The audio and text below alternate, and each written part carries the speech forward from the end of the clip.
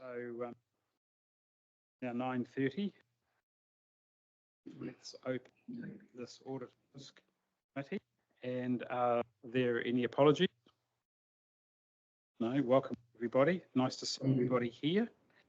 I don't actually have any public forum items of discussions. Just Tracy, there's only one council I've ever had consistent participants. We won't go there. Notifications of items on the agenda. There are none. Thank you. Are there any declarations of conflict of interest relating to decisions of this meeting? None. Confirmation of our meeting held 20th of February. Take those as read. Can I have a mover, please? Peter, second. Thank you, Councillor Scott. All those in favour, please say aye. Carried. Our first report, 7.1, page 7. And I understand, as the Chief Executive, you're stepping in for Raj. Thank you. The report is read. Is there any further information or highlights you want to bring to the committee's attention? Yeah, good morning, Chair Phillip, Mayor and Councillors. I guess, yes, there is. There's a few things that I would like to highlight. I know this has been quite a topical discussion in terms of the decision around the options presented to us by the government that allows us to do different things than what we would normally do through an LTP process. Going back to our discussion around this last week, I think, needless to say, it was pretty close in terms of, you know, if we had to make a decision that day and we didn't, where it would land. Even from an officer perspective, there was certainly a lot of different views and viewpoints on that. I think what's happened since that meeting is that there have been further discussions around the best way forward, and it wasn't just looking at it from what the officers need, but from governance, from our community's point of view, and the word that kept coming up is around the confidence that the information that we could present to our community was the best known information we know at that time. And I think I go back to the reason why this piece of legislation was put in the first place. It was so it gives councils the opportunity to delay or postpone or take an extra 3 weeks, or the range of options presented, to give us a bit more certainty, especially around the three waters. What we've noticed over a number of workshops during the LTP discussions is that certainty hasn't been there. In fact, we were changing, figures and numbers and projects right up until the last minute, and even as of today, we still don't have those final figures in terms of the three waters. So we've changed the better off support. Well, we could be changing the better off support funding and redirecting that to three waters, and that will have further implications in terms of what we do with our LTP. So based on the information we have today and the uncertainty around it, our recommendation has in fact changed since we presented this report. I know it's messy, and it's something that we as officers would want to get right within our report, but effectively I'm probably looking to the chair here, how I'm presenting a report with a recommendation that we no longer, from an officer point of view, would recommend. So whether or not there's a proposal to change that recommendation from an officer's point of view, or actually we debate the recommendation as it stands currently. I'd like to point out that there are other options to delay, and there was one there to give us an extra 3 weeks, but I'd just like to remind the chair and councillors and mayor that would mean then we would have to have an audited CD, so those extra 3 weeks will be lost through auditing. So that was considered as an option as well, but we feel that that doesn't actually give us any more time. There's been a lot of talk around ensuring that we provide some confidence to the community before we go out. And I think from a long-term perspective around our three waters being the main one here, with the amount of challenges that we have currently from Ikitahuna to Norsewood, we just wouldn't be able to provide that certainty. So I apologise for presenting a recommendation that we no longer stand by. It is untidy, but I think changing that from our perspective is the right thing to do. So that's me. Thanks, Chair Philip. Yeah, thanks, Brian. Discussion we had last week, because we sort of voted on it then, and it was a bit, I don't know, 5-2 in favour of the recommendation in front of us. Option 2. Might have been 6-2.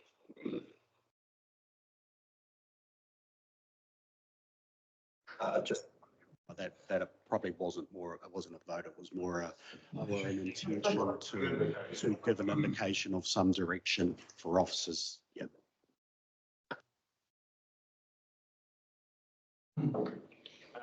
Thanks very much, Mr. Chair, and thanks for the update, Brian. I appreciate it and appreciate the difficulty with things moving so quickly. And I guess I commend officers for making sure that we don't just stick to the recommendation if more thought's gone into it, that you come to us with an updated recommendation. So I absolutely appreciate that. So thank you. And I think that changing that recommendation and having new information a few days afterwards or more thought process probably illustrates your point even more about why potentially a deferral would be a good idea. I've been supportive of that, as everyone would well know, for a few reasons. Making sure that we as a council and our community has confidence in our budgets, and just making sure that we are really ready for those year 1, but the year 2, year 3 figures as well, making sure that we've got time to be able to go out to the community with that.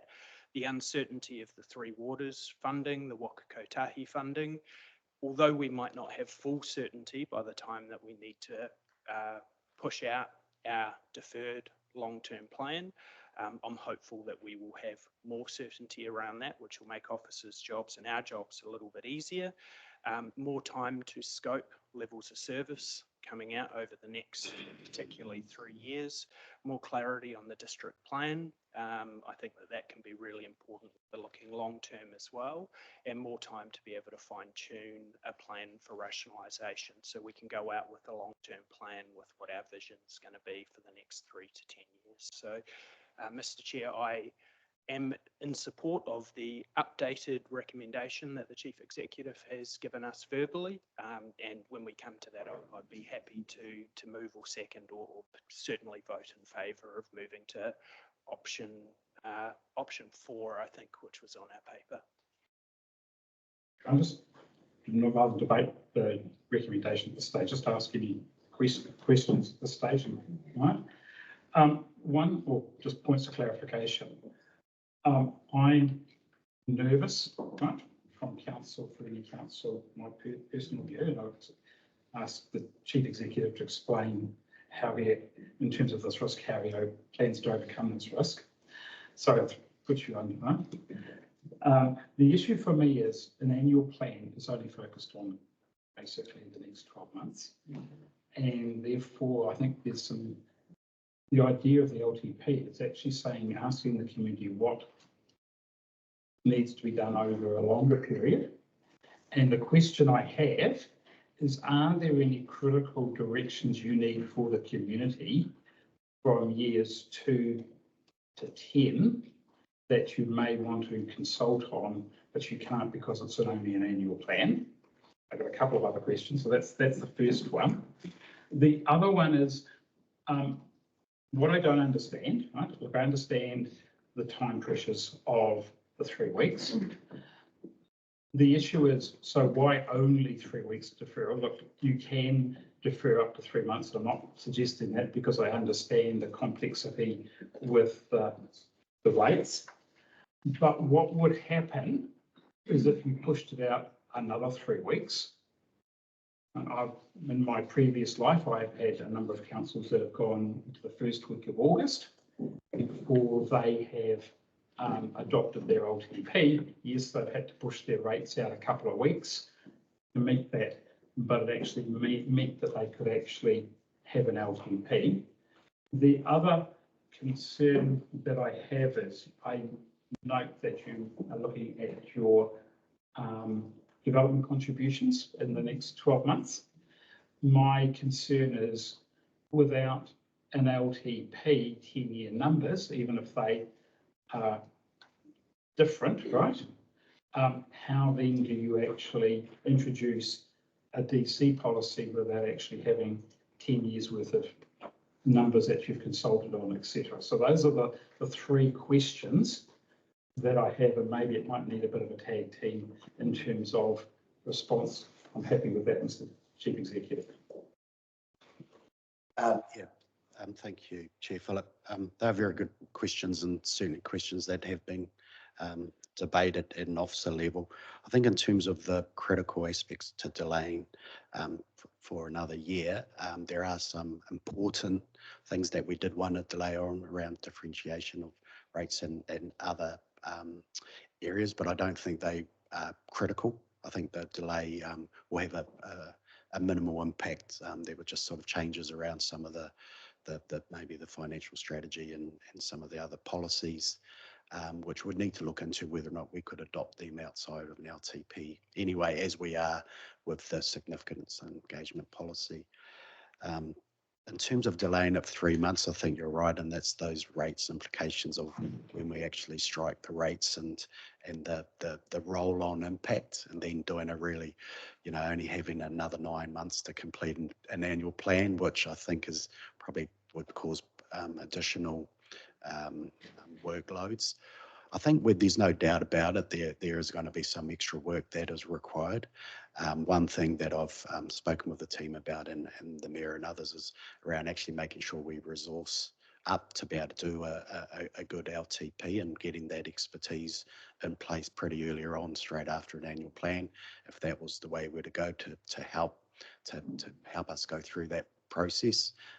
Bear in mind that a big chunk of that work has been done, but it's actually just getting that real clarity around some of these figures. And I think that it really does go back to our unknowns around the impounded supply and some of our consent conditions and work that's required to over the next 12 months that will help us inform or help us make better decisions in terms of what we put in our LTP from year 2 to 10.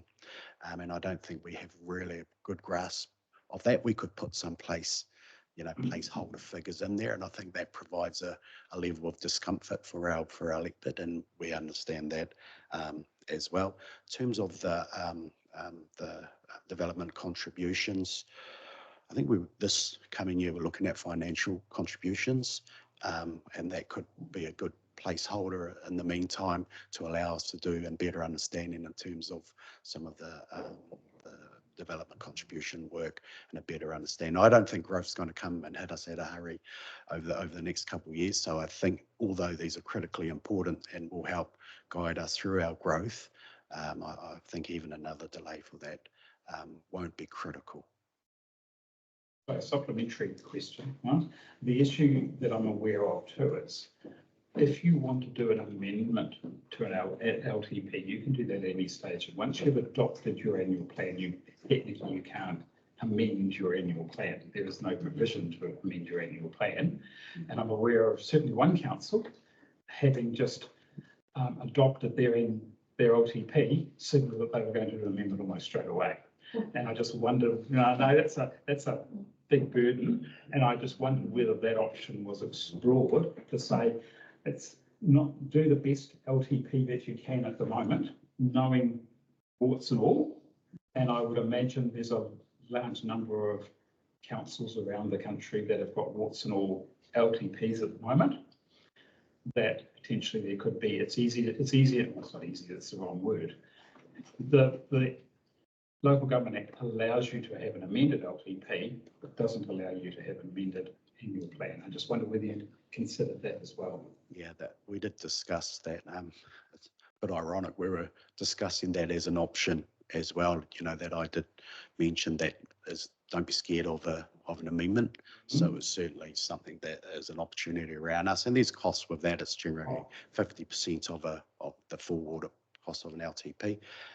But that certainly is an option. But when I look at it in the whole context of it, if it was to be, if we were to make a decision to continue as per the recommendation, then I would suggest that we would be making a LTP amendment. So that's certainly something councillors need to consider in terms of their decision making, not to be scared of that, but it has been discussed there as definitely an option.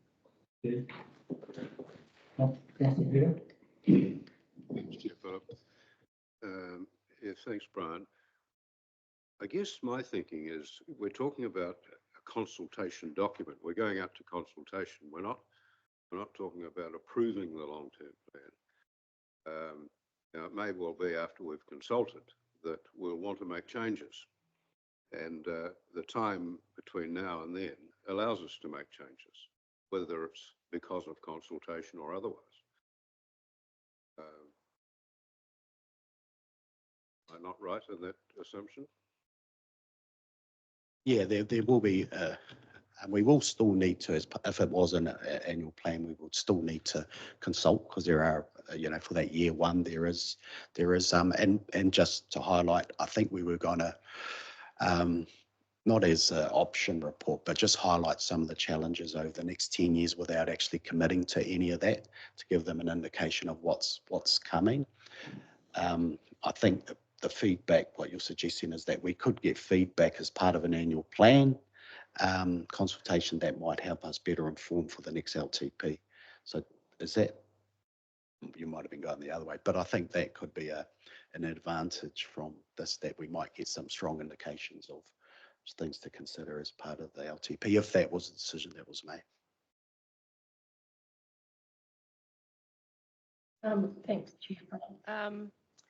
Some of the questions and the thoughts that you had have covered off, but I still have a question in my mind. It won't come as any surprise to my fellow councillors that I've expressed concern all the way along about the lack of information and uncertainty around this, for much the same reasons as Councillor Scott's outlined. However, what I'm not clear on between this discussion here, the setting of rates, I understood from one of these options that we might have to do 2 lots of rate changing within a year. But the suggestion of either pushing out the time frame or going for an annual plan only, what will that mean for, because it would make no sense to me, especially from a staffing perspective, to set your rates twice in a, so those options, what does that mean for the setting of rates and the implications of trying to bring in your QV values and set those, and then oops, again, we have to do something. So just seeking some clarity on that. One of the other skills is actually rates, right? So I do audit and risk committees and rates, right? Good fun. All the big stuff.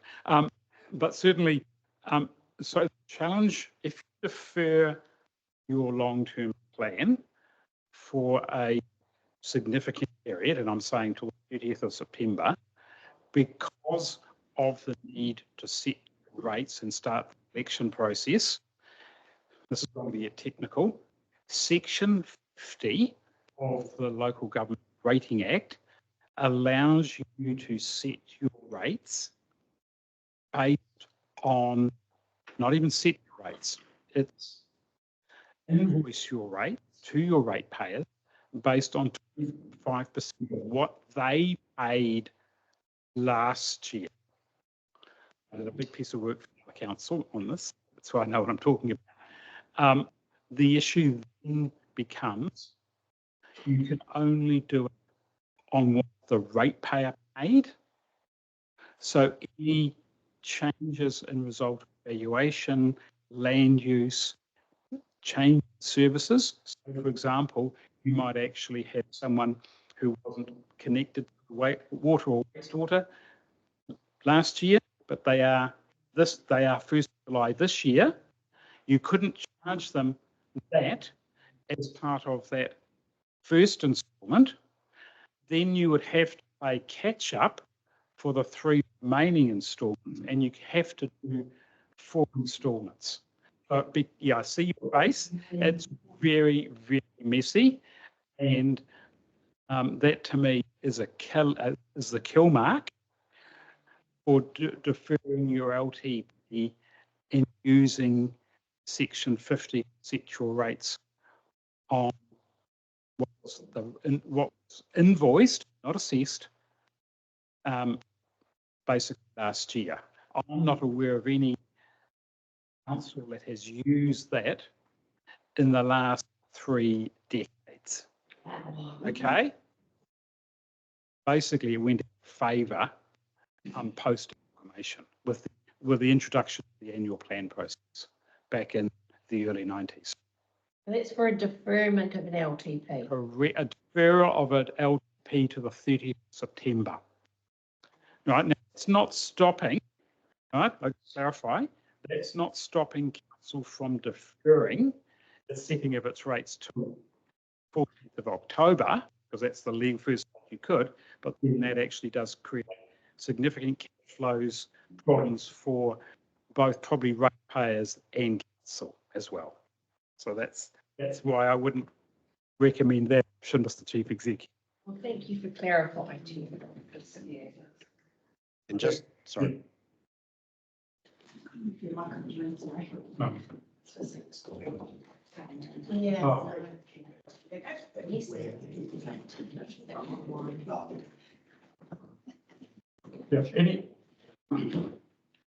are there any other questions? All right. Oh, sorry, I didn't see you in the corner of my eye. Just for you, Chair, to the Chief Executive, I guess, how much more certainty if you had a delay of the information would you have? Would it be 50%? Would it be 25%? In the staff's ability to do that? I think it certainly won't be 100%. So again, a figure, I just think we'll be in a stronger position to be able to present and more information, and a lot of those projects would have started within that next sort of 6-7 months. So ultimately, it's an extra 7-8 months of gathering more information around that, and I'm quite certain that we will have more certainty, but probably, as I said a week or so ago, but we still won't have everything to give you absolute certainty around that.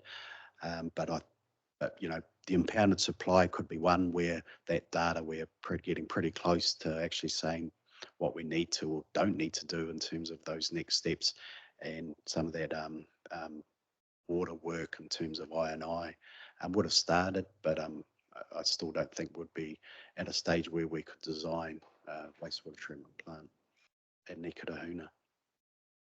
Sort of, I know it's a bit here hit and miss, but it's hard to say exactly. Any further questions? I think Councillor Ferry, thank you. Thanks, Mr. Chair. My apologies for being late. Just got really caught out there badly, so and did miss the important part. But just very quickly, I don't.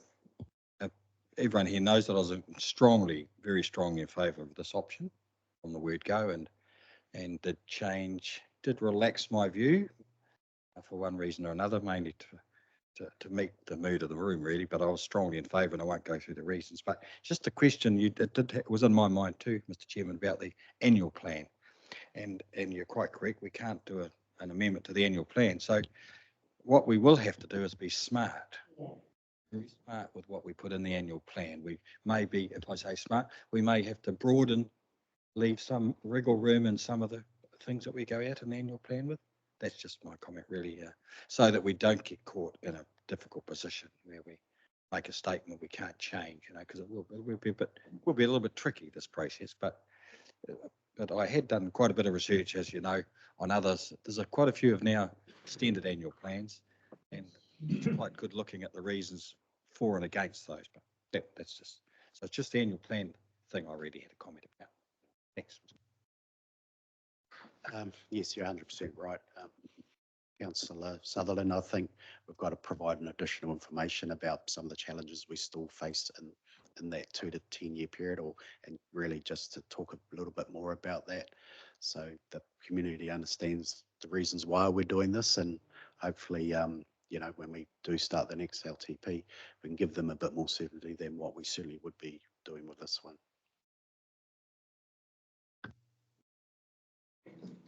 Any other questions? Councillor Scott, you want to propose move? You indicated that you were happy to move. I think, How thanks, was- Mr. Chair, yeah, very, very much. So recommendation 1.2, I might just read it out in its entirety. I'll tell you where I'm just going to delete the end. So I would move that the Audit and Risk Committee endorses management's verbal recommendation, which I've just added verbal, on the option 2. The rest of it's deleted and it'll be added in. Delay adoption of the long-term plan for 12 months and complete an enhanced annual. Everyone got that? Do we have a seconder? Oh. Oh, I think Alison. Right, Councillor Allison. Right. Do you want to speak? I'm going to invoke standing orders here, right? Do you want to speak to your motion, right? Thanks, Chair. I'll really quickly speak. I am in support of doing that for the reasons that I said otherwise. If we are looking at the standing orders, I may reserve my right for a right of reply. Absolutely. I don't normally, you have to use standing orders. It's not in my tool. It is my toolkit, but only in exceptional circumstances. No, I've got nothing further to add. I trust Councillor Scott's judgment on this. Any other speakers? Now, I'm not actually speaking for or against the motion, but this is a question for elected members. You next year have your performance appraisal with your community. It's called an election. This is actually going to cause potentially some significant tension around the election in developing an annual plan in the same year as you're having your election. And this is not something staff can raise. This is something I can do, right? Are you up for having a robust conversation with your community over potential rate increases? Because I think that's over a 10-year period, which could turn quite political through the election process. That's the big risk that not officers have, but you have as elected members. And that's why I thought it was appropriate that I actually ask that question of elected members before they actually consider where they stand.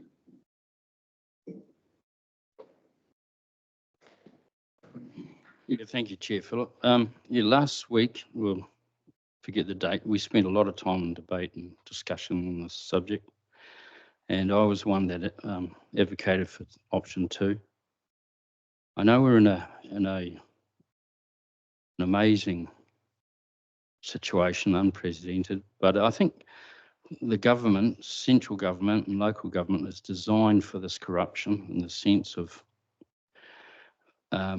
they have alternative years for their elections. So they know next year, like, we will be judged. And I made a valid point at the last meeting. Change nothing, nothing will change. And if you read the Hawke's Bay today this morning, Wanganoo's gone out at 10.3 and they're going to close the pool and this, that and that to strike that rate. But they're making changes. They're making changes that are going to help and give direction because people are expecting change. We're just in a holding pattern. We're going to be known as the Holding Pattern Council. That's my input. Thank you. So you're speaking against councillor Scott's Am I speaking against it? yes, Yes, I am. thank you. I'm just, no. Look, I think council needs to be aware, councillors need to be aware that while this may solve some, will reduce some of your risks in terms of uncertainty, this has never been done since we've actually had long-term plans. The only time you've actually seen this done is when you've had an amendment. I've seen it across the country. So it's unprecedented times for this decision. And I think that's what you've also, when you've got doing something that no one's done before, right? That also increases the risk. I'm not saying you shouldn't do it, but I would be going with your eyes wide open in terms of thinking very carefully about the benefits and the disbenefits or the additional risk of actually deferring your long-term plan. Yes, it reduces some risk, you've got more certainty. But my question, and I haven't, I'm still not, in my view, I don't think, yes, we might know a bit more about the impounded supply, we might know a bit more, but I'm still not convinced that we will actually have significant more information now, bearing in mind that we actually probably need to have that information, looking at Sandy here, by December of this year to construct that amended, so that new long-term plan. And the question, right, maybe I should have asked it before, it just come to my head, right? Would we actually have that information? So I'm not overly in favour of the recommendation. Normally I don't go against staff, but sometimes. Oh, thank you, Peter. Yeah, Chair Philip. I guess I'm speaking. Yeah, I'm speaking against the amended motion. I realise, we all realise, there are a lot of balls in the air, and that hence the problem. And as mentioned last week when we discussed it, it probably doesn't matter. It's a question of priorities.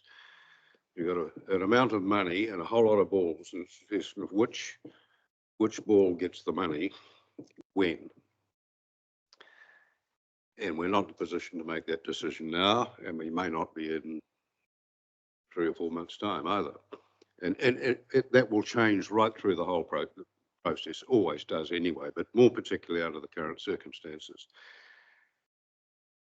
And so long as the decision, the thought was suggested that we have in our annual plan gives us enough scope to make certain changes in priorities, then I think the unaudited consultation document is the way to go, and just get on with it. So I'd vote against the amended motion. Are there any more speakers for the motion? Councillor Scott, do you want? Councillor Kerr. Oh, sorry. Right. If we have to, or not have to, but if we want support or otherwise, I'm quite happy to. I just did leave my large sheet of paper, which I used last week, behind somewhere. But I was in favour for a few reasons really, and I appreciate your comments, Mr. Chair, about the risks.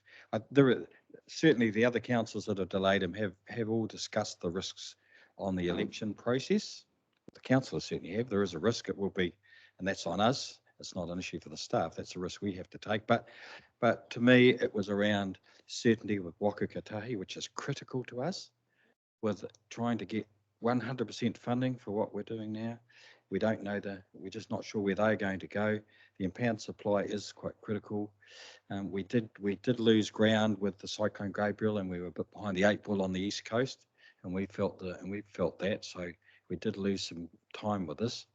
I would sooner, And my view was the other day, it's a 10-year LTP. But as you remember with me, my comment was we're sitting on the abyss. We need to look out 50 years here. We have to make decisions, not for 10 years for Tauranga. We have to make decisions now that will be generational. And we are only required to make those decisions for 10 years or even 3 by 3. But decisions we have to make, I think, are from the next generation. It's about the dam, roads, wastewater plants. You know, our relations with iwi about the land. We've got to make some big decisions. We've got to think longer than 10 years with what we do. We've got to fund it. And I really one of my big things was we need some serious thinking about funding. And I know the government is thinking not about funding. They're throwing the ball back into regional councils to come up with some ideas which they might endorse. But I think this is quite critical for us to look at funding. So there's a few other things, but for that reason, I'm happy. I know the risks, and it's unprecedented. But I guess there's no easy way for this. But I think, to me, I'm in favour more of let's do it once and do it right. And I understand Councillor Steve's frustrations about trying to get things done. That's one of the frustrations of local government, really, isn't it? But trying to tick things off, but without boring you too much. That's my view. Thanks, Chair Phillip. And look, I'm very drawn on this because I wanted the paper and I wanted the discussion on an enhanced annual plan and deferral. And I can see the advantages on both sides. One of the challenges that I'm really struggling with is that in regards to Waka Kotahi funding, we can put a worst case, we know what the worst case scenario will be at an emergency and far rate plus 20% for emergency work. So we know what the worst case scenario is.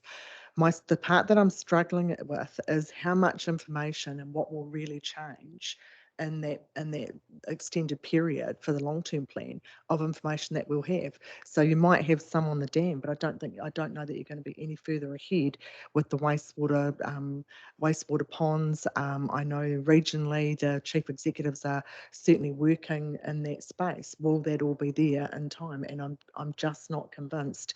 And on the other hand, I totally agree. If it's not right, you know, we should take that time to stop and make sure that it is right. I'm not scared by the election. That doesn't scare me. We've got to have those robust conversations. And the last thing I want to do is make that wrong decision for this council going forward. So, yeah, very, very drawn on this.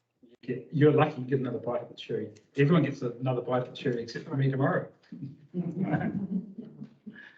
And also, just by the way, technically, Mr. Chief Executive, you've got till the 30th of April to make this formal decision, but you don't want to draw it out. Have I got that right?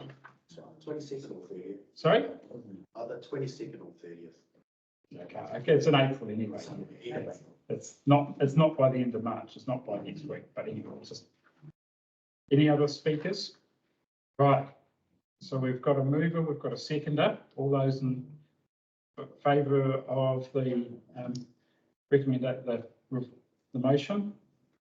Aye. 1, 2, 3, 4. Those against? 1, 2, 3, 4. 5. Yeah. All right, but that's only a recommendation to council. All right. So at the moment the motion lapses. So do we have a mover for? I move the motion is. Okay, Councillor Peter. B, yep. All right, you want to speak? I think all the speaking's been done. All right, all those in favour, please say aye. Aye. Well, actually, show of hands, I think, others will. No, 1. So was that option 2, sorry? Option 2, as per the paper, 5. Those against? 1, 2, 3. Right, motion is carried. Thank you. Close as it was the other day. Yeah.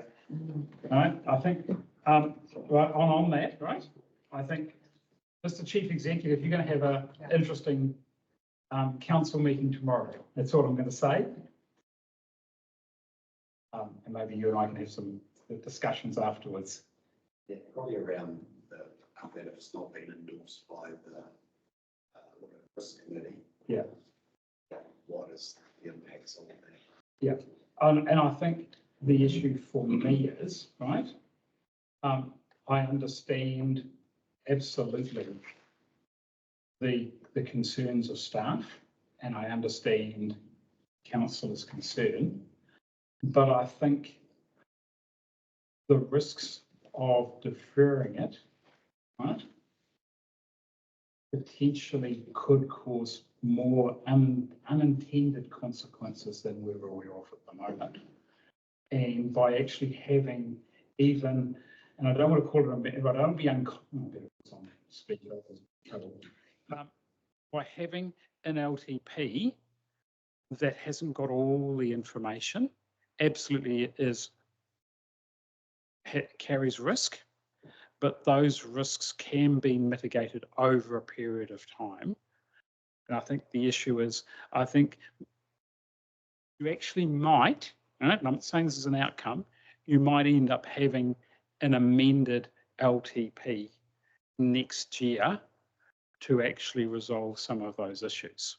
Now, I know that's going to create extra burden on council staff. Yes, you've got some challenges with our good friends Audit in terms of that consultation document, and I spent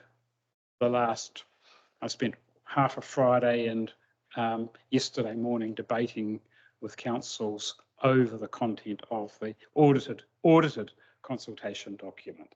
So I know the grief, right, that is coming, and I know that Audit are being, how would I describe this without being uncharitable to Audit? The standard has been raised in terms of the opinion over the LTP opinion compared with 3 years ago. I've seen that. So that's all right. We need to move on. All right. Our next item 7.2, our self-assessment, page 19. Actually, I wonder whether it's going to have some relevance, but no, it does. It's the chief executive again. Sorry. That's all right. Through you, Chair Philip, I was actually going to come here and say, propose that we let this lie, but but I do actually think we should let it lie until after vision. I'm actually, I don't have a, I mean, the recommendation, all we're doing is we're just receiving this. So I don't actually have a problem. Happy to move, second, right? All right. All right. All we're doing is receiving it. All those in favour, please say aye. It's carried. 7.3, page 59. Our risk and assurance management report. Thank you, Stephen.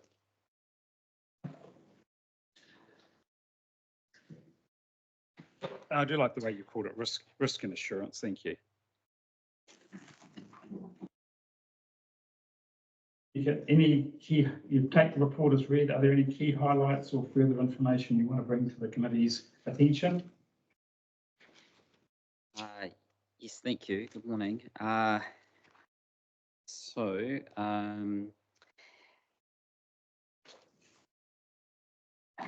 Item 4, non-compliance with statutory requirements, where council is a consent holder from the strategic risk register. So just a brief update on that. Since writing this section, I'm aware that the Three Waters team has met with Horizons Regional Council and to map a way forward.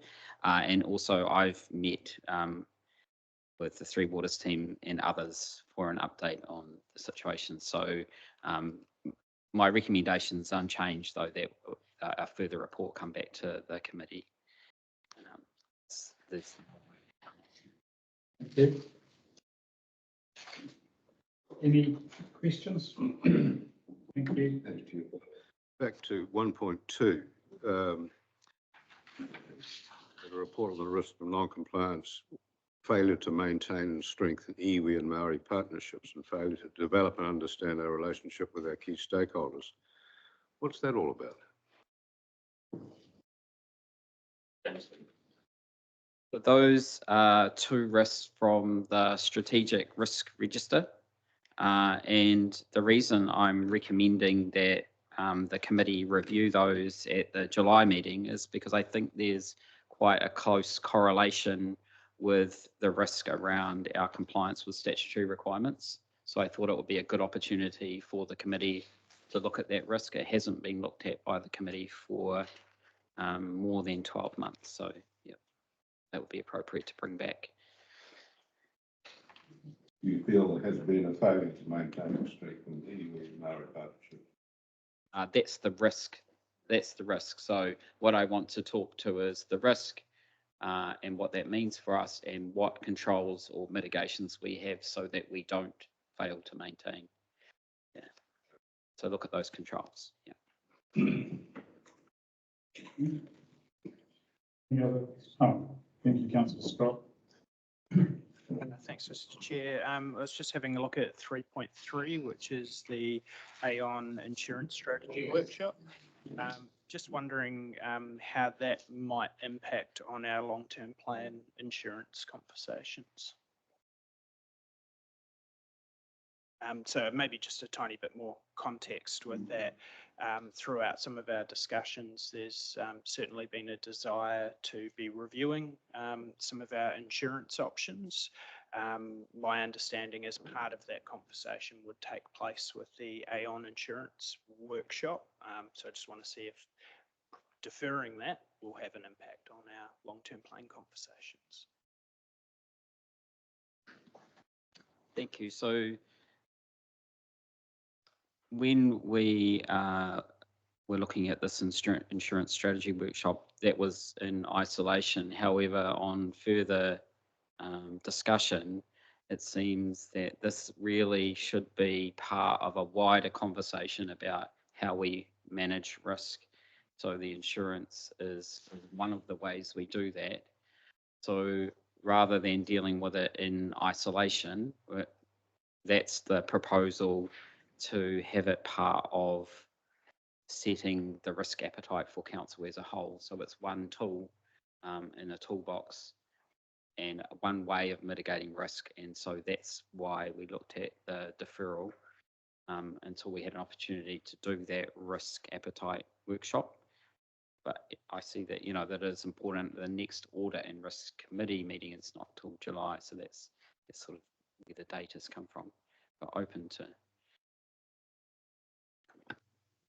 Yeah, I actually highlighted that in my agenda, and I noted that we've actually got, I was thinking I was going cross-eyed from it in terms of my calendar, which actually does become a challenge.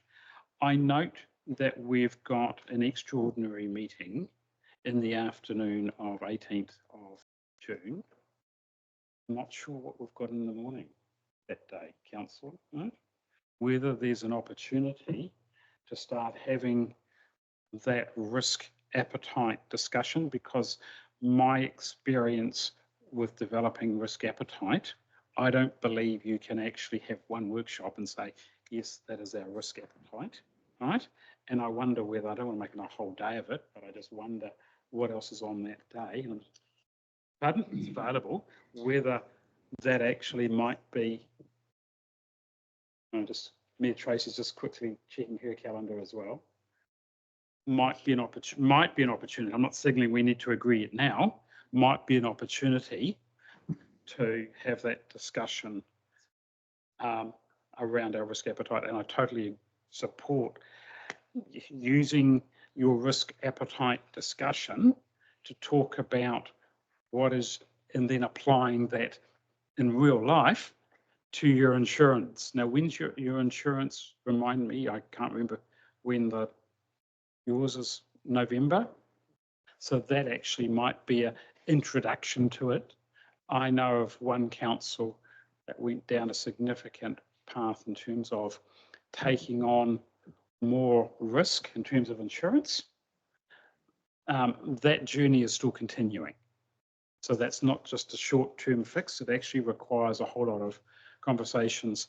And to me, if you're going to take on more risk yourself, there are 3 legs to the stool.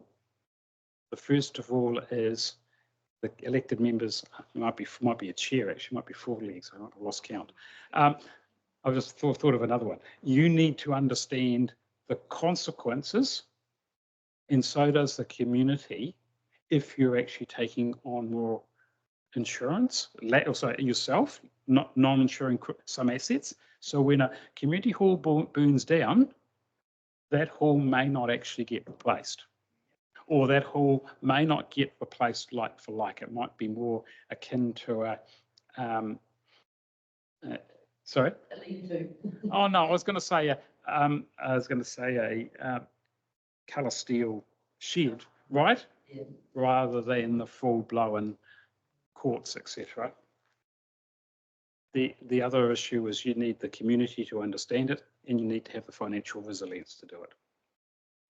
Yeah, and I'd just add through your chair, that we've talked about the building rationalisation work as part of the LTP workshop conversations, and I think that the insurance conversation correlates with that building rationalisation work as well. Yeah, but it's not just buildings; it's also public liability, because that cost is going through the roof as well. Chair Philip, would we need to consult on that? Is a significant? I'd defer to the learned friend to my left. We had it as an inform item as part of the LTP consultation document. There's still quite a journey between now and actually having all the information that we need to do appropriate consultation.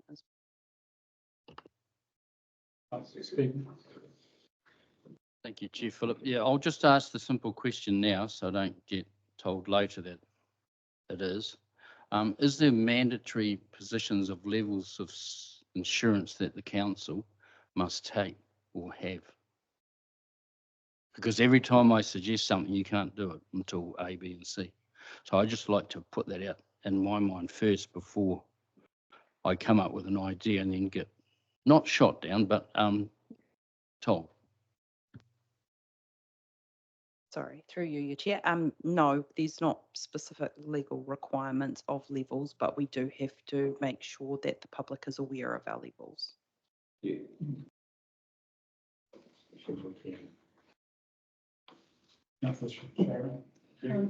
Thank you, Philip. I'm moving on to item 4.9. Steve, you stated that there'd been meetings between Horizons and the Waters team, which is great. I guess I'm asking the question, when do we have to start paying a bill? It usually comes if action isn't happening. It comes an invoice that's got, you owe us some money. Always rely on me to ask about the money. Through you, Mr. Chair, Mr. Chair, ladies and Madam Mayor, ladies and gentlemen, we have received some fines for the abatement and infringement notice. I think roughly it's about $1,300, so it's not a huge amount of money, but those fines have come through. We don't get fined for the significant non-compliance. Essentially, it's just essentially you need to sort something out. But yeah, so they've been received. Thanks, Chair Philip.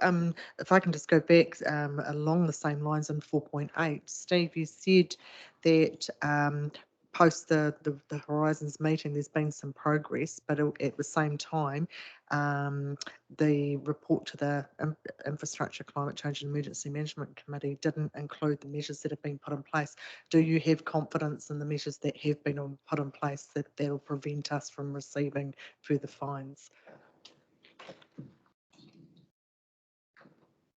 Tracy, I think yeah, those are really good positive first steps, and just in 4.8, I think what I'm getting at there is that I think our reporting needs to improve in terms of what decision makers see in relation to where we're at with our consents and our compliance. I think that's what I'm getting towards. I also wanted to point out that it's been really helpful for me to be given the direction to look into this so that I can go and investigate. And so that's been a really helpful direction from the committee to do that. I think that I have confidence that you have a very capable team and that there is good processes being developed. But as I said in my report, I don't think that we've fully realised what our people and our systems can do. And I think that the first thing we need is a really clear picture on where we are at with our compliance and our consents. And so I think that's what the team is working hard towards at the moment, and that will give a better indication of exactly where we stand and what we need to do to get to where we need to be with consents and compliance. Do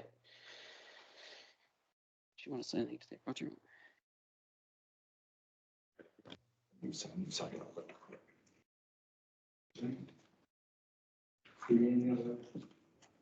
Because this actually is a reasonably substantial report, right? Just want to put Stephen slightly on the spot. Don't take it personally, Stephen, right, please. The issue is if you look on page 71 of the agenda, I think this is actually probably a really important document, right? I actually like it because it actually allows a conversation with the committee and staff about what should we be looking at. Not at this meeting, because the horse is bolted and the stable door is almost firmly shut, but in terms of the next meeting in July.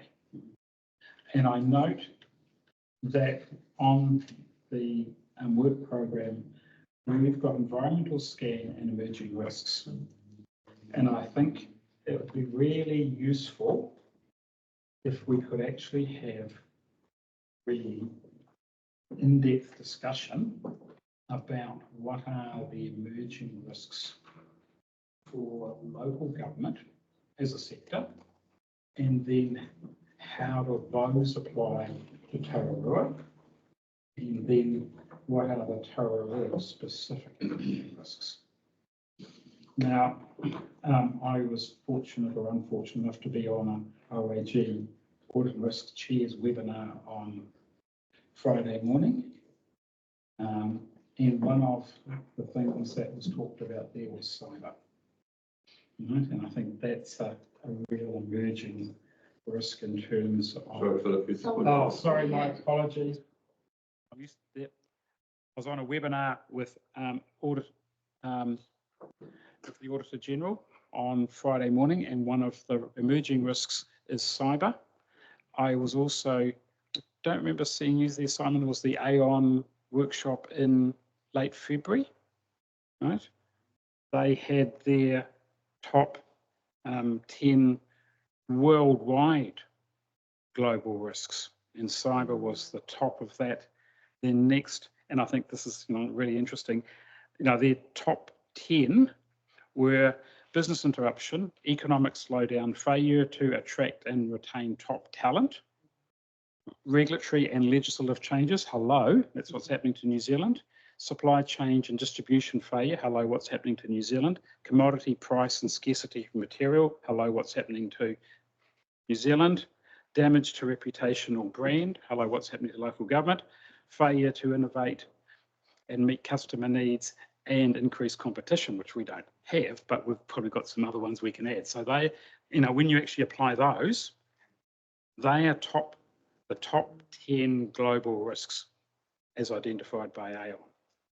To me, when you actually look at that, it'd be really useful, Stephen, how do those top 10 then apply to our top 10? Just a bit of context for the committee. I think that's almost a deep dive.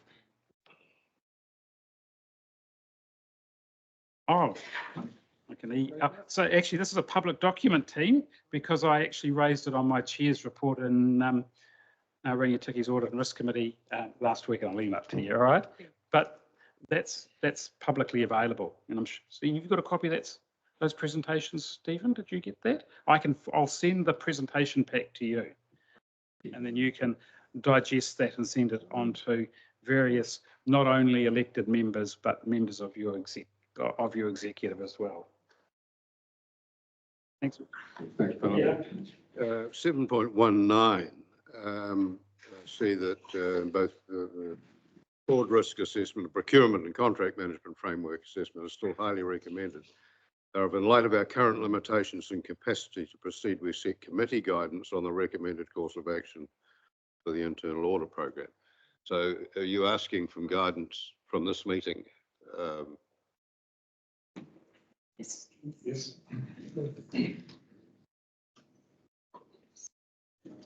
What do you want to? So, sorry, perhaps I can expand on that. So, so given the limited resources that we have or capacity to conduct these audits, we're looking for direction on scope. Maybe there's a particular focus, where we can narrow the scope rather than having it quite so broad that will enable our capacity. Yeah, I don't know if you have anything to add to that, Philip. I've got lots to add. You shouldn't have opened the door. The issue for me is, right, internal audit should be actually an output from your risk, in this case, your risk register, right, for the want of a better word. What are your top risks, and when were those controls actually last tested? Because it's very well to say, and I'm going to use a real life example, the civil defence report that was presented yesterday. Everyone said, yeah, as civil defence is all fine and dandy because we've done all this work. It's all, hello, it apparently wasn't well tested. So again, while it's very well to assume that the controls are working, when was the last, for critical risks, when were those controls actually tested? And how effective are those controls, and should actually, is the risk level actually right? So to me, I totally understand the limited capacity issue. What I would be keen for the chief executive to receive some guidance direction on is actually understanding what are our risks, top risks, what controls in place, and then what controls, when were they last tested, and how effective are those controls? Because that's what internal audit is about. It's not necessarily about making sure the petty, I'm going to be frivolous here, the petty cash actually balances, right? It's about testing what are the important controls that we are relying on. And I do agree that procurement is actually a high risk. So what controls do you have in place, and when were those controls last tested? That doesn't necessarily require a whole lot of resources in terms of getting an internal auditor. You can actually do a lot of that self-assessment yourself as part of BAU. And that's what I would be encouraging our internal audit function, for the want of a better word, a la Stephen, right, to be focusing on as part of his risk journey, and then reporting back to us for saying, here are your risks, these are the controls that are in place, and we can rely on those controls because we last tested them in X, Y, and Z. So that to me is what direction, following on from your conversation, that to me is what I would be actually considering the internal audit work program, rather than actually having it, I don't want to be unkind to my learned colleagues of the internal auditors, but doing a tick bash exercise to make sure that certain things are actually working. I'd rather be focusing on the strategic risks and making sure those controls are in place. I'm getting nods from both Stephen and the chief executive. And I think that to me is, because that's what keeps me awake at night, is what are the big risks that we should know about that we don't know about, or what controls we think are in place that are not in place. Maybe, as a result of yesterday's report, civil defence actually might be actually on being elevated, because they said we collectively as a sector in terms of civil defence were woefully underprepared. Any other questions, comments?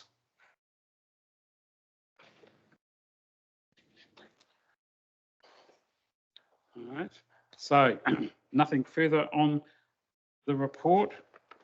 I'm pleased you haven't had any forwards, because I get sometimes auditors come and ask me, do they,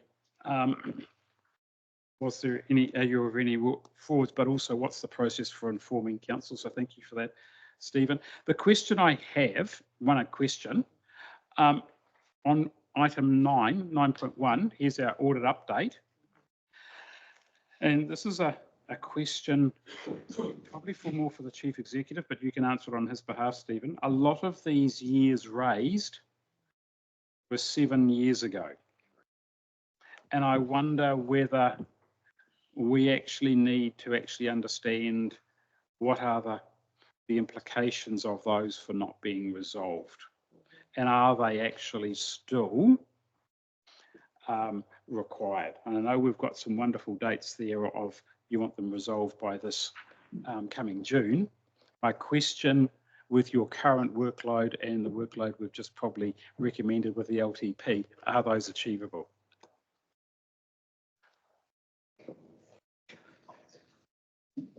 I'm happy to speak to that. Sorry? Yes, I can speak to that. So I think that these are still all actions that do need to be taken, and I give example of the update and test organisational business continuity and IT disaster recovery plans, which speaks to what you were talking about, testing our controls. So I think, looking at those are still things that we need to follow through with, and we haven't, so they need to stay on there for now. We've removed a whole lot, of course, that have been dealt with. These are the remaining sticky ones, yeah.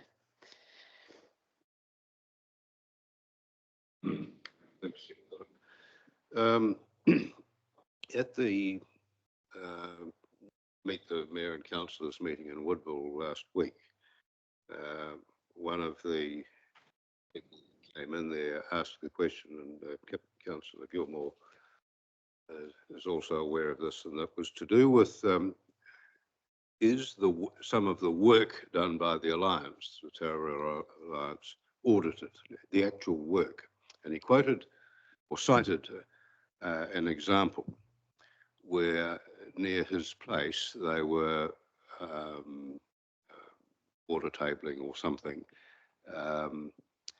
They had 2 stop-go guys, 1 digger and 1 truck, and the truck took about half an hour after it was loaded to go and dump and get back. So meantime, the digger driver and the 2 stop-go guys are doing nothing. And he considered, and I had to agree with him, that was a huge waste of money. And he asked the question, are the actual practices of the Alliance audited, not just the money? And he went on to say, he said, for instance, it used to be when the Infracom were there that the guys knew where the dump sites were. They talked to the farmers, and he said in this particular case, he said, I had a dump site, 100 metres away, 10 k's away, but they just weren't talking to us. Anyway, apologies. Good morning, Chair Phillip, Tracy, elected members. Without stealing the thunder from our own paper coming up shortly on the Terror Alliance performance audit, the Alliance has a very robust process where they estimate how much work that is going to cost, and then they try and beat it throughout the year. So the target cost estimate that they use, that mechanism, while it may look like they have downtime, they are working very hard to beat that target, and it's audited heavily throughout the year, as we'll be mentioning shortly. So those mechanisms are in place. And while it may look inefficient to do certain things in a certain way from the public's perspective, I'd like to assure you that the Terra Alliance is very efficient at what it does. We've been testing the figures against other contracts around the place, and Downer certainly does, and we're getting very good value for money.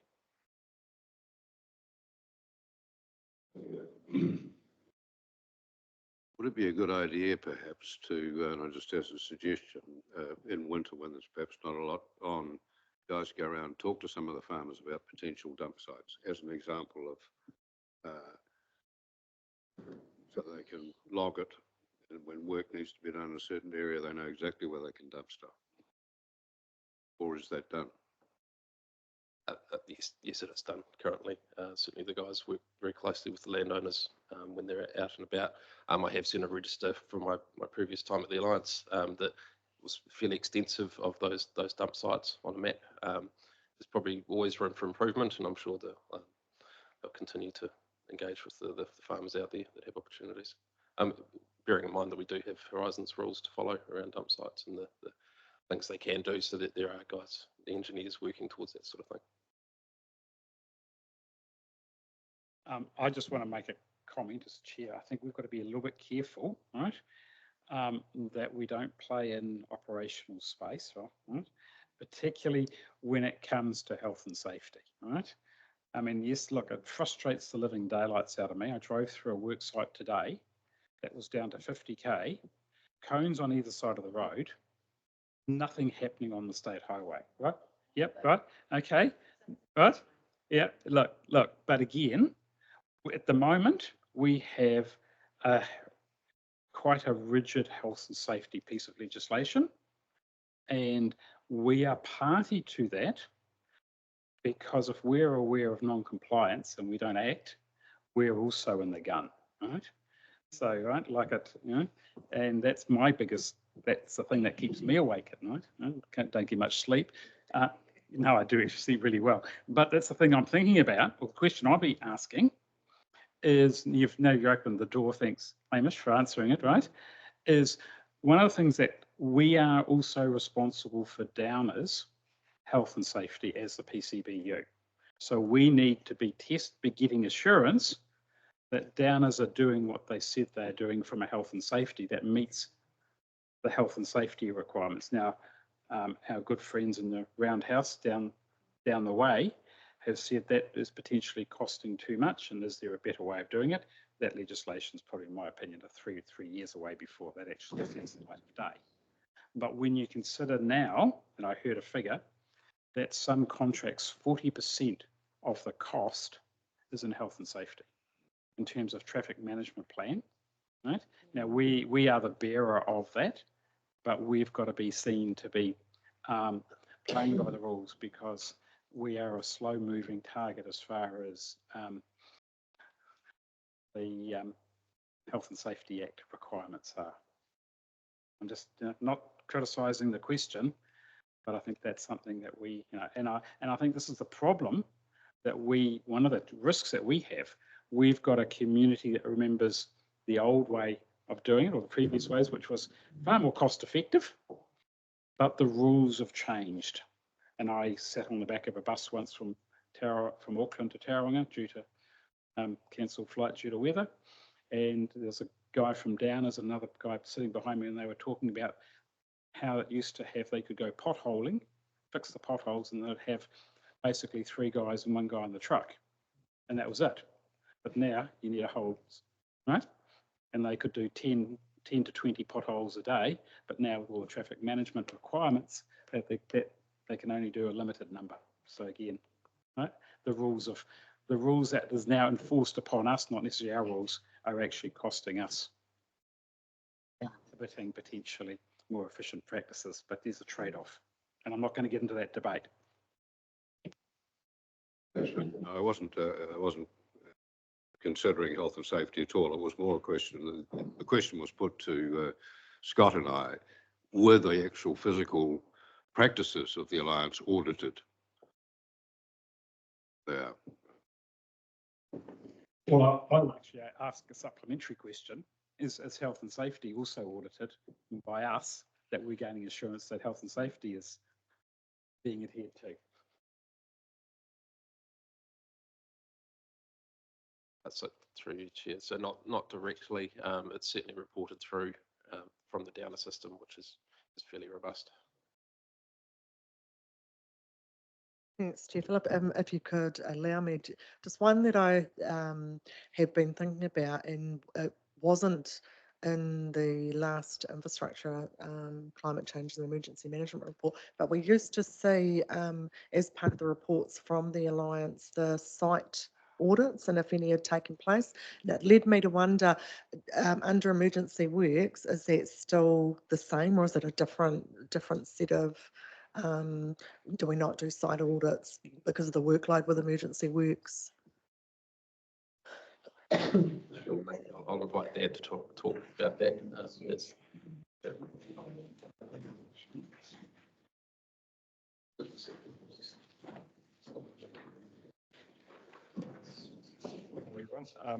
So you're just talking around the auditing side of things. So the audits that were coming through on the ICCM report were the corridor management audits, which were the like the traffic management audits across both the Alliance and any essential contractor that was working within the road and corridor. We do report on. We do have down auditing reports that we can include in the ICCM report. That's probably a lot more has a lot more information around the auditing that is taking place month by month. So we have a target of undertaking, or each manager and person responsible within the Terra Alliance has responsibility to do four audits minimum a month, with focus on Downer's critical risks, and essentially depending on the sort of key critical risks that is the focus for the team. So I can add that into the ICM report if you'd like to see that around the number of auditing that's taken place, and it's also part of our performance framework as well to making sure that those minimum audits are being undertaken, and with that we're getting learnings through that.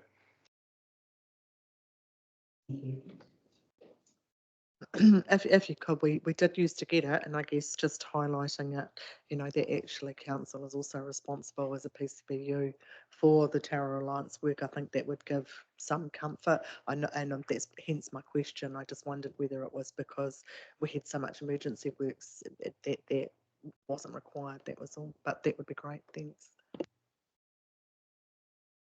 Thank you. Any other questions? You got off lightly, Stephen. Wait till next month, all right? No, sorry, next meeting, all right? So we can go back to page 59. We've got 3 recommendations there. So we're going to receive the report. Do we actually need, can we just explain the rationale for the recommendation 1.2 and 1.3 as a I understand 1.3 is a recommendation. Just wanted to explain 1.2 why it's important that we actually have that as a recommendation before we consider the recommendation. I don't understand it, sorry. Yeah, I guess on reflection, what I'm recommending is that that we just have those risks come through to the next committee meeting, whether that needs to be a recommendation or not, or whether I just proceed and do that. For 1.2. And 1.3, I'm just recommending that we add those controls that I highlighted in the report to the strategic risk register. Yeah. Yeah. So it's more the 1.2. Okay. Because I would actually saw that as BAU. Yeah, for sure. Do I have a mover for the recommendations? All three? All right, thank you, Councillors. Stephen, second, Councillor Peter. All those in favour, please say aye. Aye. That's been carried. Our next item, don't run away, Stephen, 7.4 Health and Safety Report.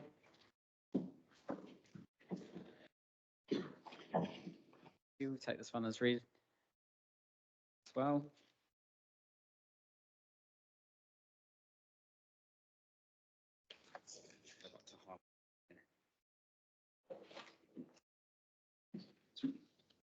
Just section 6 around due diligence and the appointment of the health and safety governance champion, and we haven't had a chance to catch up yet. You'll see that we've got a health and safety coordinator about to start, so 22nd of April. So that should really help us move this forward.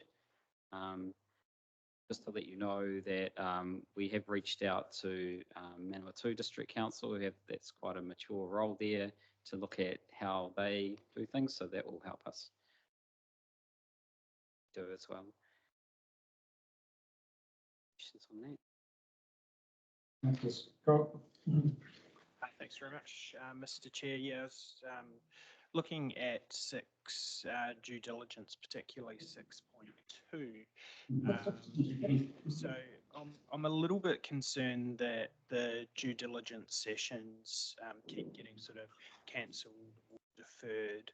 I think actually in this term we've only had one of those sessions, and I guess from my perspective it's important because we have a responsibility to really understand those business processes and risks and the critical controls. So just wondering if within 6.2, it's noted that they've been postponed due to operational reasons and a scheduling conflict.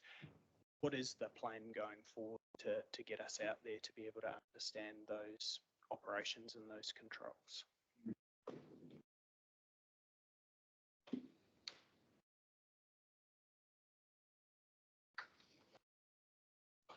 So how I have wanted to do this is align it with the risk committee meetings, which hasn't been fully successful to date. Yeah, and there's been a mix of reasons they haven't gone ahead. I agree they're really critical things to do. And so it was, until your comment, my intention that we would align it to the next audit and risk committee meeting, but maybe that's something that we need to look to bring forward just as a separate event.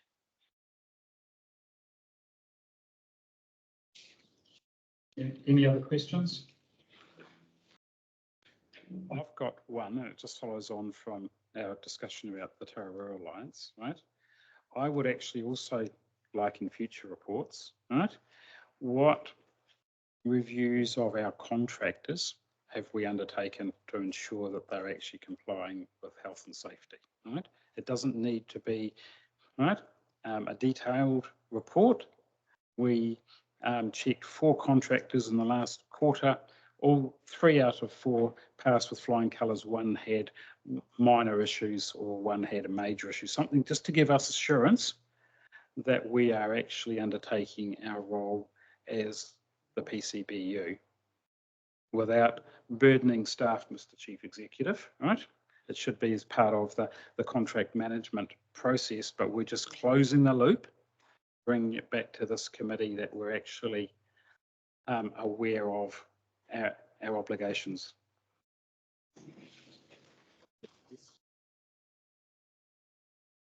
Yeah, thank you. Councillor Kerry. Mr. Chairman, just following on from Scott's comments on 6.2. These risk review visits to the wastewater plants, is that risk review visits by elected members?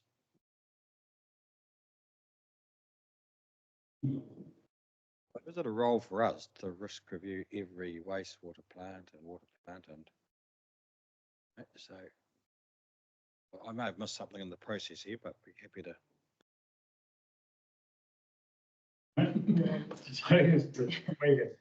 Wonderful. So as part of the due diligence program that we have set up, we agreed that site visits would be a good way for elected members to verify that they understand the critical risks for and the controls, the critical control mechanisms that are in place. So this was a good verification tool that elected members could use to ensure that they're meeting their due diligence requirements. Mr. Chair, if you don't mind if I just quickly add to this part. Under the Health and Safety at Work Act, councillors are considered to be officers of the organisation. So we have direct health and safety requirements and responsibilities. One of those, as Sandy talked about, is that we conduct appropriate due diligence and we understand the critical business operations and the risks and controls within our critical business operations. So these visits are a way for us individually as officers of the organisation to be able to meet our obligations under the Act. So that's why I raised it as a concern, because at the moment I don't think we could stand over that we are meeting our obligations under the Act. Councillor. Thank you, Chair Phillip. Yeah, and from that perspective, anyone with anything to do with health and safety, if you go to a site, you're automatically inducted. If you're not inducted to that site, you shouldn't go on it. I've been in inductions and it's taken me 4 hours to do a 10-minute job. But that is standard procedure. If we go anywhere, i.e. the last one we did with the council for me was over the road, coming over the mountain. That took 20 odd minutes. Or it might have been quicker. Well, no, it was longer, but that's standard procedure. If anyone doesn't have that in their head in this room, I'm sorry, they're lacking from normal practice. Health and safety has been around a long, long time.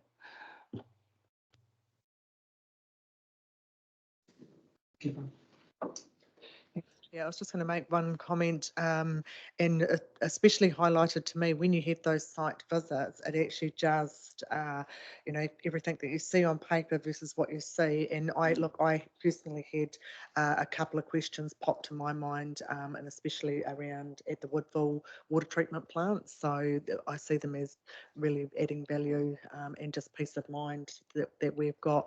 We're giving the right allocation of resource and the right priority to this. I certainly support it. I'm slightly off beam where I was coming from really here, but I mean, I visited the Dannevirke wastewater plant just recently with some members of the room here, which was great.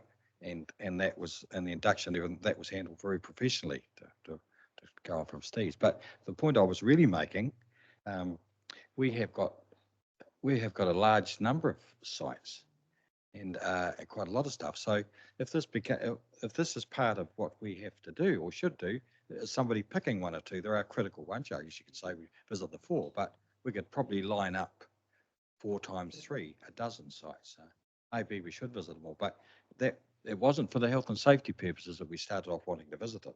But it's that progress.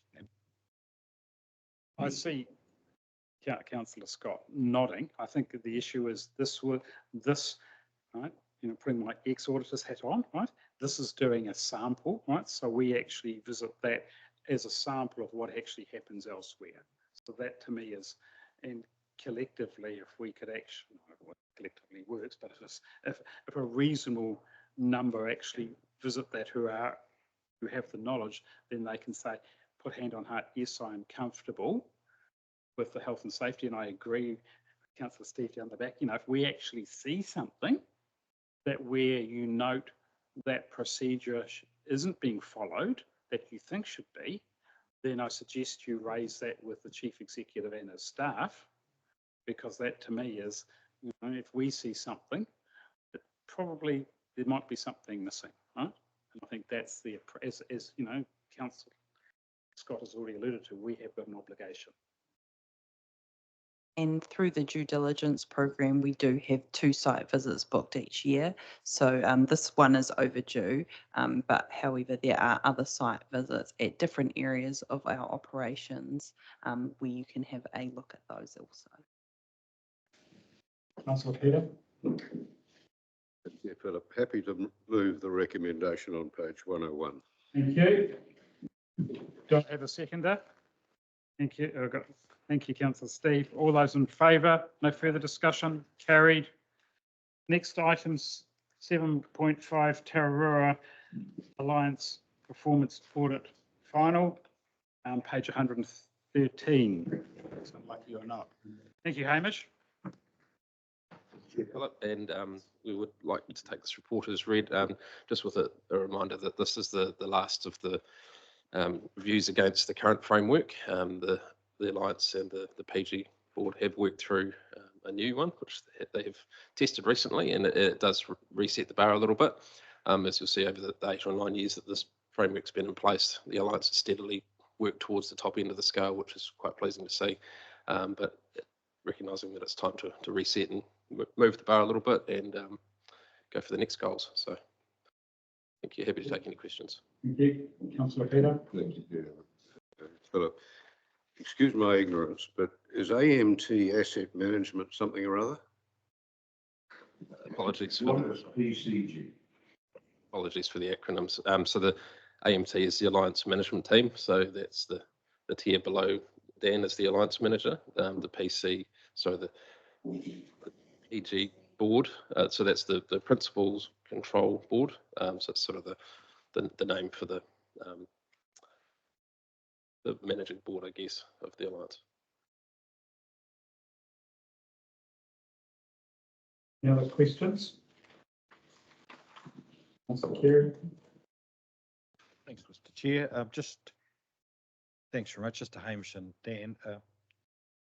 During the last training and into this first part, we had discussed some looking at some of the organisational changes in the Alliance group. I think in our infrastructure meetings, how we had been looking at perhaps a slight change of management style. So the new performance agreement will sort of that will recognise some concerns we did have, perhaps not concerns, but looking at different higher standard, different emphasis. Was that so? That'll be that's the changes that we talked about will be recognised in that. Yeah, so new framework is all as using the EFQM 2020 model of having 3 key areas to focus on, which is the direction, execution, and results. There was a strong emphasis on the execution and results section of the new framework. Yeah, which will help with what we're saying around organisational improvements. And yeah, as Hamish was saying, we have done basically a quarterly score against that new framework. And as far as the scoring goes, it's essentially set us at an average score of 5 out of 10, sort of as a baseline. So assuming to set the target a lot higher for us to strive to achieve. And what we've picked out from that score is a lot of focus around our putting basic systems and processes in place within the Alliance. Although we still want to make sure we can stay adaptable to things like the likes of Cyclone Gabrielle, or something that comes up where we can shift our focus quite quickly. But yeah, I think for us the key sort of improvement area that we can currently see is having those baseline systems and processes in place, especially if we go through changes like we have seen recently with management.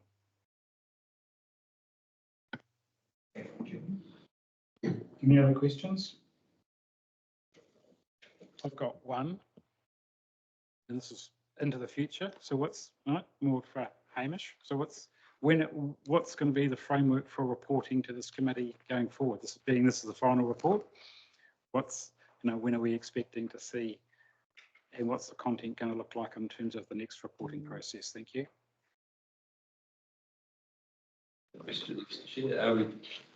So this is a yearly performance audit, but the team have begun doing self-assessments quarterly. So I'd like to bring back those self-assessments throughout the year, just to sort of show where the Alliance is trending and any sort of arising issues throughout the year, certainly in terms of risks that we can work together on. So.